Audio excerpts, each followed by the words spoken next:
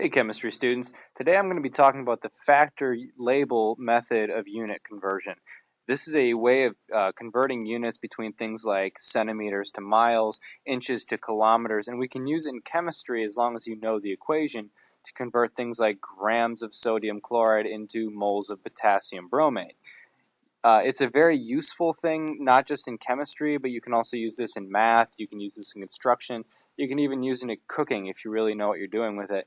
And so it's one of these things you want to have in your toolkit, not just as a chemist or a scientist, but just as an adult in general. Now, one thing I do want to make note of with this is that I do expect you guys to put this in your notebook. So write this down as if it was notes. I know it's a video, but I want you to make sure that this goes in your notebook, and I will be checking for it and the practice problems that are at the very end. So let's go ahead and get started. What is factor label? Factor label, like I said, is a method for converting any unit into any other unit by setting up a series of fractions so that the labels cancel out. In chemistry, we use factor label to determine the amount of chemicals that we will get or will need in order to make a reaction happen. So if I know that I have 14 grams of hydrogen, I need to figure out how much oxygen it will take in order to make water. I can do that using factor label. And we'll get to the chemistry application part later. The practice problems I'm going to have you run today and the examples that I use mostly just focus on some kind of ridiculous unit conversions, but I want you to get the idea of how we do this down first, and then we'll move into applying it to chemistry. So, how does it work? Here are the 4 steps to make it work. First, you guys start out by taking your given quantity and setting it up as a fraction over 1. The next thing you do, multiply by a ratio that we know is true. The third thing is you're going to keep repeating step 2, multiplying by a different ratio each time until you arrive at the unit that you want. And I'm going to go ahead and underline this word unit right here. A unit would be like something like inches, feet, grams, anything that you attach after a number to describe the number. And make sure that all the units that you didn't want get canceled along as we go. So let's go ahead and try this one out. How do we use factor label? Here's a practice problem. Let's convert 400 inches into miles. So the first thing we are going to do is we are going to take 400 inches and we're going to turn that into a fraction by putting it over 1. Now the next thing we're going to do, or step 2, is we need to multiply this by a ratio that we know is true. Well, last time I checked, there are 12 inches in 1 foot.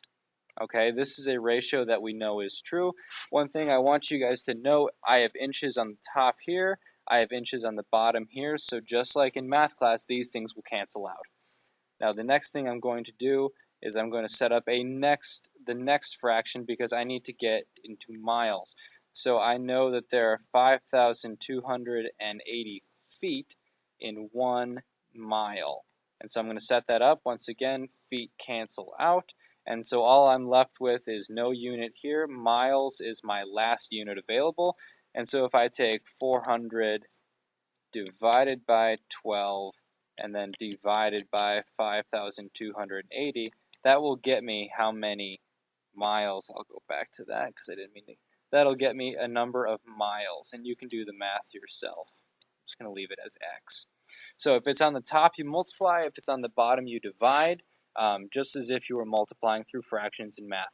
And because we're only multiplying or dividing, order of operations really doesn't matter. What I usually suggest people do is they start on the left and they simply work their way right. I do not suggest that you multiply all the top numbers first and then divide by all the numbers on the bottom, because that's when you'll start screwing things up by missing a step. So I usually suggest people go left to right.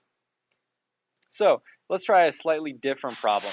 If 2 apples is equal to 10 oranges, 1 orange is equal to 15 grapes, and 7 grapes is equal to 2 grapefruits, how many grapefruits can I get with 7 apples?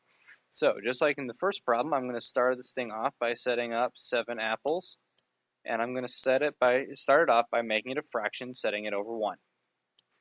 Alright, the next thing I know is that if I have 2 apples, I can get 10 oranges. Next fraction tells me that for every 1 orange, I can get 15 grapes. Next fraction for every 7 grapes, I can get 2 grapefruits.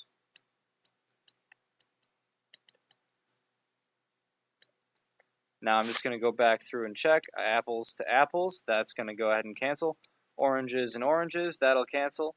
Grapes and grapes, that cancels out. All that I have left is my unit right here, which is grapefruit. So I wind up with 7 times 10 divided by 2 times 15 times, oh, this is a really poorly drawn 7. That's why it didn't work out. Times 2 divided by 7. If you want to go ahead and do the math, you're more than welcome to, but that would tell you how many grapefruits you would get. I know that doing the math is eventually going to lead you to an important answer, but I want to emphasize that you're getting it set up correctly. And once again, when I started figuring out how to do the math, I'm going from the left and I'm working my way to the right, going top to bottom, and I'm making sure all my units cancel. Apples canceled, oranges canceled, and grapes canceled, leaving me with only grapefruits left.